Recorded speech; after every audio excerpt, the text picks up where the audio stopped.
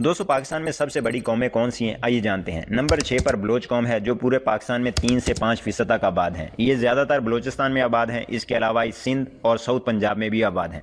Number 5 पर अराई कौम है जो पूरे पाकिस्तान में 3 से 7% तक आबाद हैं। ये कौम ज़्यादातर पंजाब में आबाद है, इसके अलावा सिंध और KPK में भी आबाद हैं। नंबर 4 पर गुज्जर कौम है जो पूरे पाकिस्तान में 4 से 8% तक आबाद है। ये ज़्यादातर पंजाब, सिंध और आज़ाद कश्मीर में आबाद हैं। नंबर 3 पर राजपूत कौम है जो पूरे पाकिस्तान में 5 से 10% तक आबाद हैं।